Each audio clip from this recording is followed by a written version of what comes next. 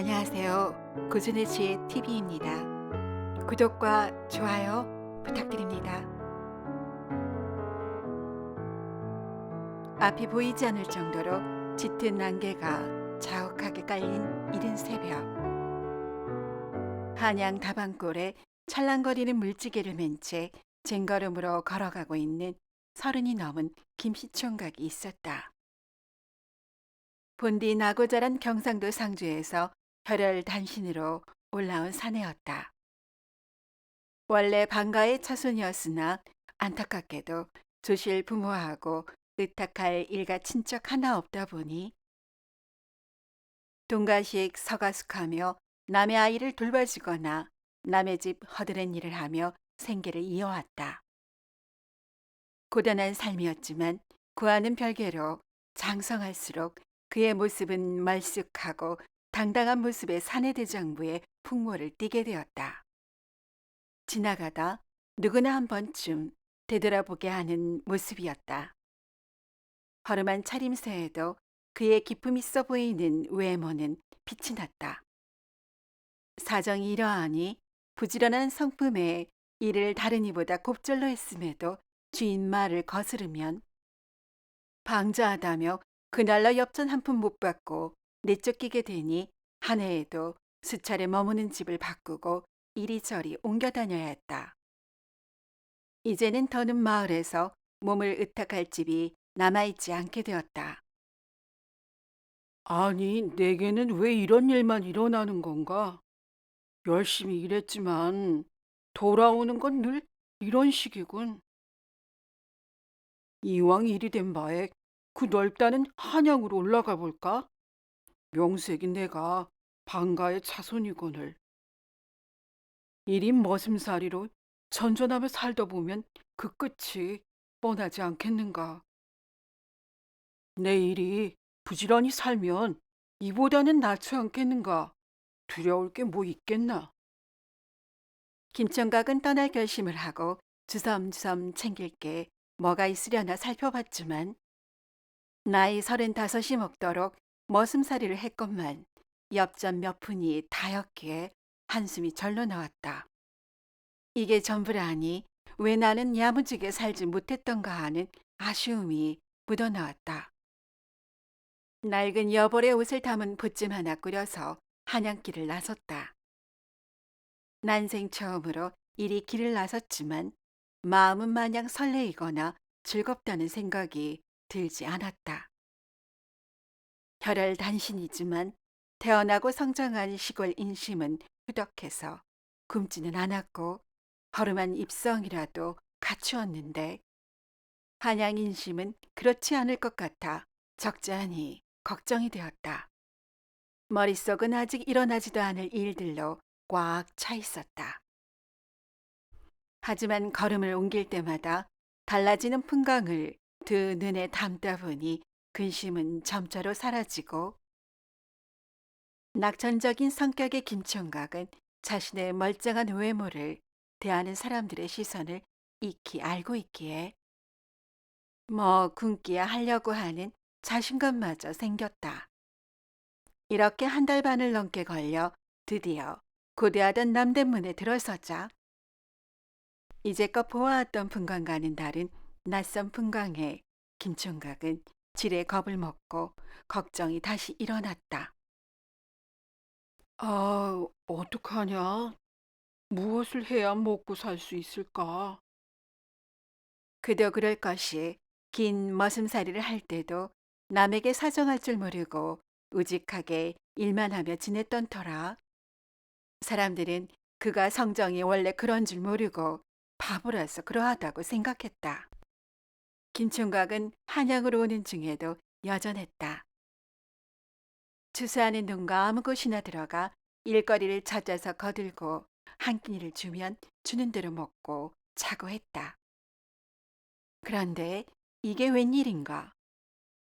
한양 서간 집들은 바쁜 농사일 없이 모두 조용할 뿐이고 장사집 점포의 일들은 낯설었기 때문이다.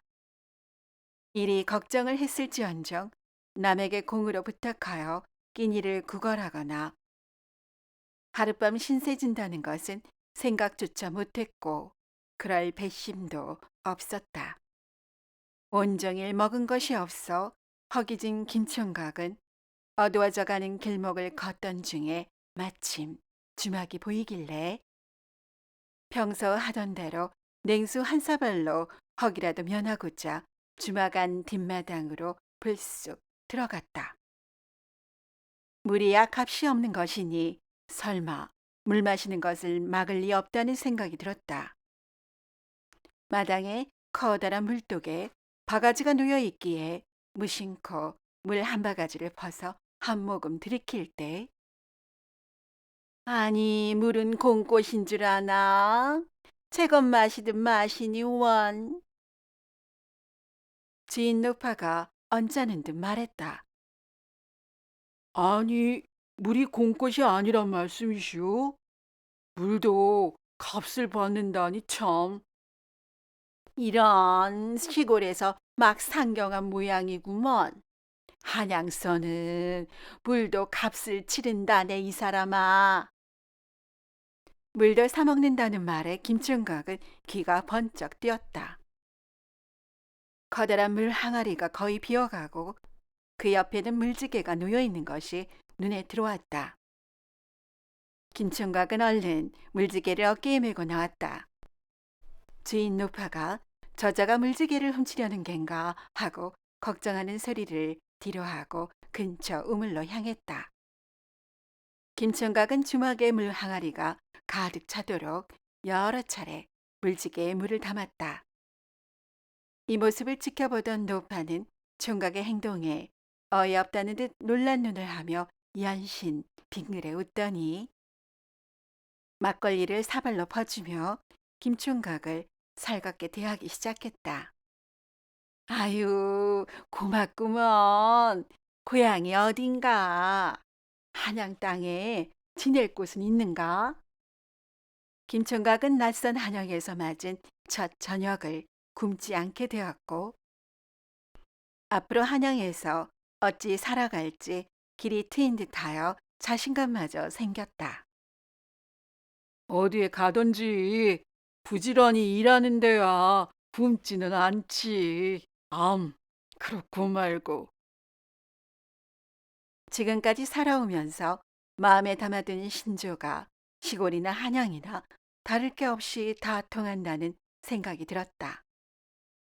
다음 날부터 김총각은 아침 일찍 일어나 먼저 주막에 물 항아리를 가득 채운 뒤 이것저것 가리는 것 없이 근처 아무 집에나 들어가 물 항아리를 채워주었다. 김총각이 머물게 된 곳은 다방골이라 하여 부유한 집이 많았고 기생집이나 별채에서 부자의 첩살이하는 여인들이 많았기에 김총각이 하는 행동은 금세 소문이 났다. 더구나 추운 겨울에 묵묵히 물을 길어다주는 모습이 씩씩한 장부로 느껴졌기에 많은 여인들의 호감을 사기에 이르렀다. 어머, 고마워서 어쩌나? 이리 와 아침 좀 드시오. 밤낮 물만 길어다 주고 가니 뭔 일이람? 부지런한 김총각의 호의에 사람들은 고마운 마음을 표했고 김총각을 대하는 모양새가 다정하였다. 그러던 중 어느 날 이른 새벽에 평소 물을 길어다 주는 이씨 성의 과수댁의 문을 두드리려다 평소와 다르게 문이 살짝 열려 있는 것을 보았다. 혼자 지내는 여인이 이리 문단속을 허술하게 하는 게지 하고 중얼거리며 마당 안으로 들어가니 반기던 몸종도 보이지 않고 뭔가 심상치 않은 기운이 느껴졌다. 안방 앞으로 살금살금 다가가 보니 복면으로 얼굴을 가린 브란당이 안주인을 줄로 포박해 놓고 겁박하는 중이었다. 그 브란당은 긴장한 탓에 문이 열리는 소리도 못 들은 듯 했다. 다급한 상황임을 알고 틈을 노려 김총각이 방으로 뛰어들어가 괴한과 한바탕 몸싸움을 하는 중에 괴한이 도망을 쳤다. 김총각이 괴한을 뒤쫓아갔으나 뜻을 이루지 못하고 다시 과수댁 집으로 들어가니 놀란 이씨 여인이 몸짱과 함께 놀란 마음을 진정하지 못한 듯했다. 요슈, 괜찮은 게요? 자칫 험한 꼴을 당할 뻔했소 그려. 이제 마음을 좀 진정하시구려. 김서방 덕분에 봉변을 면했네요. 고마워요. 이 일은 사람들의 입을 통해 널리 알려져서 이 일대에서는 김총각을 모르는 이가 없게 되었으며 김총각을 더욱 신뢰하게 되었다. 아니, 글쎄, 물지개꾼 김총각 알지? 그 사람이 진국이라네. 저도 들었답니다. 어쩜 그리 사람이 의기충천한 겐지. 사람은 어려운 일을 맞닥뜨리는 순간 진면목을 볼 수 있다더니 그 말이 딱 맞네 그려. 어느덧 세월이 흘러 김총각이 다방골에 거처를 잡고 물지개를 진 지 3년이 지나자 김총각의 얼굴엔 쇠심이 쌓이고 한숨을 내쉬는 일이 잦아졌다. 한양으로 가면 뾰족한 수가 있을 듯해서 왔지만 곰곰이 따져봐도 특별히 처지가 나아진 것 같다는 생각도 들지 않자 김총각은 홀몸으로 나이 40을 맞이해야 하는 삶에 의구심이 들기 시작했다. 남은 생을 이리 맞출 수야 없는 노릇이지. 아무래도 시골로 내려가 자리를 잡아야겠어.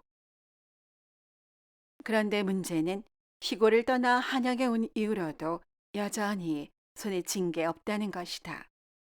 3년 동안 물지개를 쥐어다 주며 조석긴이나 의복 일습을 얻은 적은 있어도 일절 돈을 요구한 적이 없으니 당연했다. 일이 고민이 깊어지니 김충각은 좋은 방도를 궁리하느라 물지개도 멀리하고 식음을 전폐한 채 주막 골방에 틀어박혀 있었다. 그런데 특별한 방도가 생각나는 게 아니라 몇 해 전 자신이 괴한으로부터 구해준 이씨 성의 소서만 떠오를 뿐이었다. 주막집 주모가 들려주는 얘기로는 이씨 여인은 시골에서 나고 자랐으나 어려운 집안 형편 때문에 기적의 이름을 올리고 지내다가 부자 노인의 첩실이 되었는데 몇 해 전 늙은 남편을 떠나보내고 홀로 지내는 중이라고 했다. 미색이 출중하고 살림도 넉넉하니 많은 사내들이 만만히 보고 어찌하면 모든 것을 손아귀에 넣을 수 있을까 궁리 중이라는 것이다. 김총각이 이씨 여인을 구해준 날도 그런 연유가 있었던 것이다. 그 후로 이씨 여인은 김총각에게 유독 고마워하며 새 옷도 지어주고 끼니도 매번 잘 챙겨주었다. 아유, 김서방, 힘들지 않으슈. 여기 속옷을 준비했으니 추위에 떨지 마시구려. 이리 살갑게 대해주는 이소사의 고운 얼굴이 한양을 떠날 생각을 하는 김총각의 내리에서 쉬 떠나지 않죠. 골방에 누워 멀뚱멀뚱 천장만 바라볼 뿐이다. 더구나 최근에는 가산을 정리하여 시골 언니댁 근처에 전답을 마련하여 살러 내려간다는 얘기를 들었던 것이다.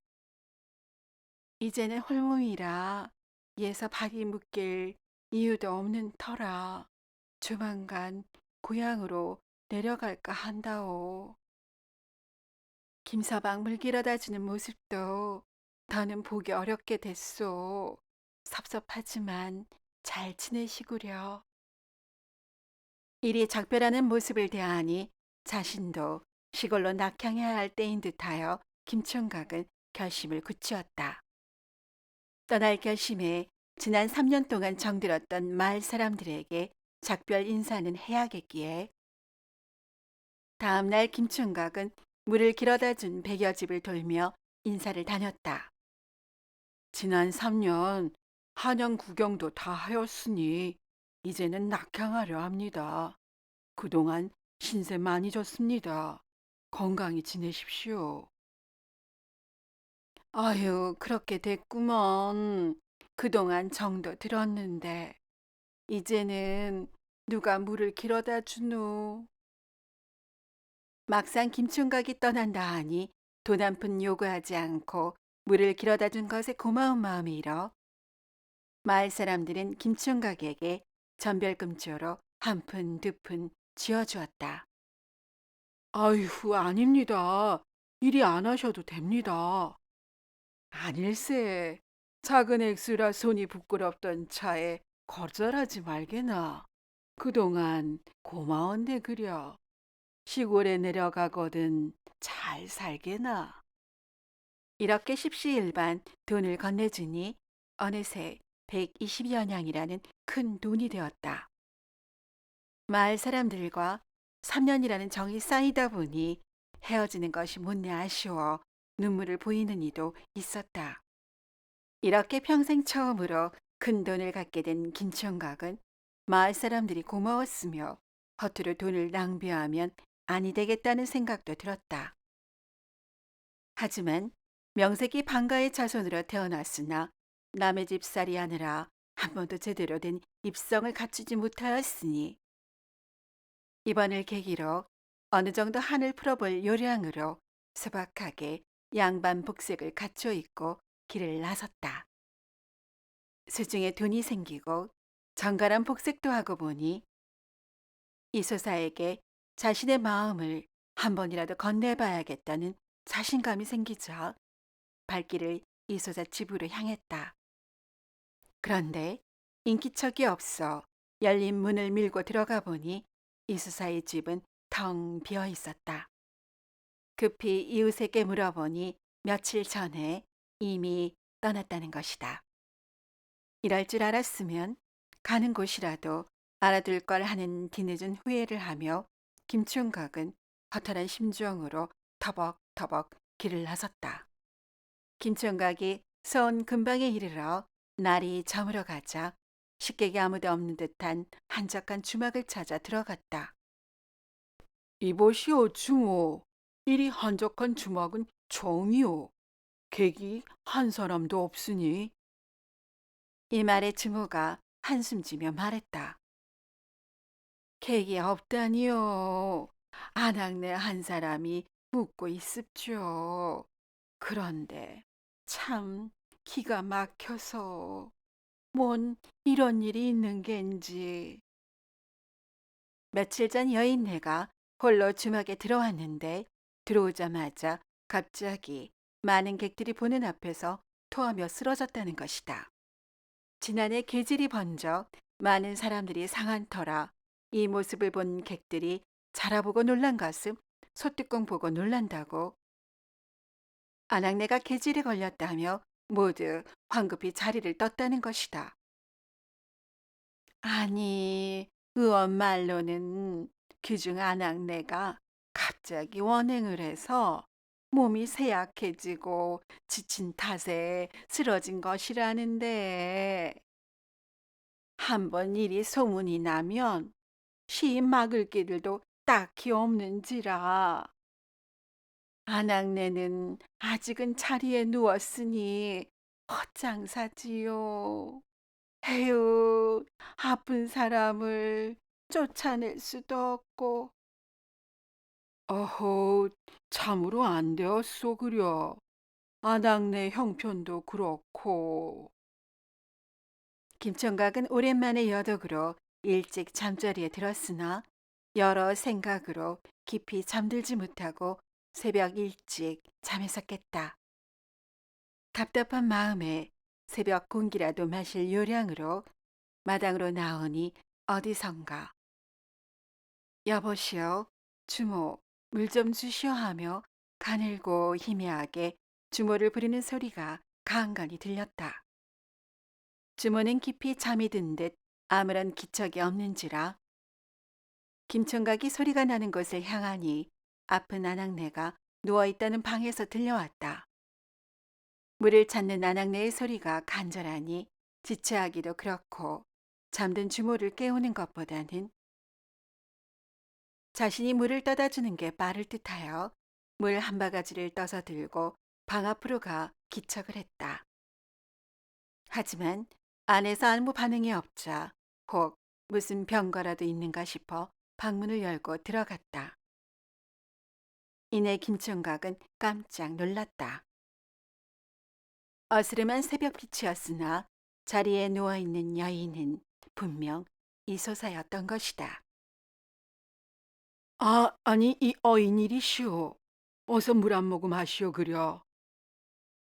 익숙한 목소리에 이소사는 가까스로 눈을 뜨고 김총각을 알아본 여인은 반가움에 옅은 미소를 지었다.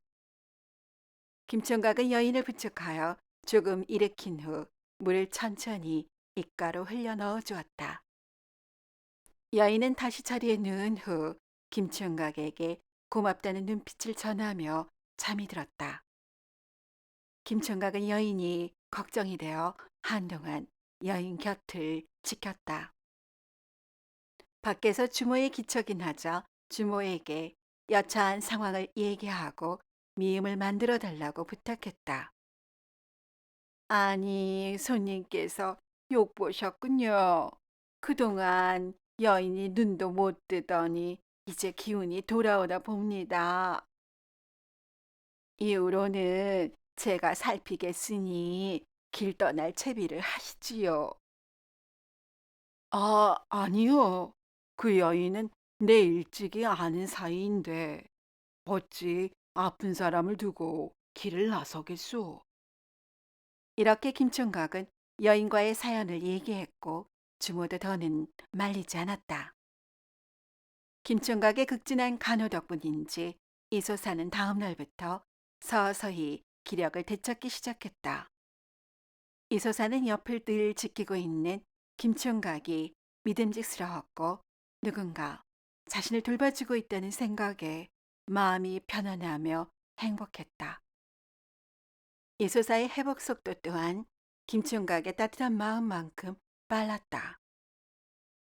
며칠 후 이소사는 마침내 자리에서 일어날 수 있게 되었다. 김총각은 건강을 되찾은 이소사를 바라보며 한박 웃음을 지은 채 말하였다. 이보, 내 얼마나 당신을 다시 보고 싶었는지 아시오? 내 마음속에 있는 말 한마디를 못 건넨 것이 몹시 안타까웠다오. 예서 이렇게 만나다니 꿈만 같소.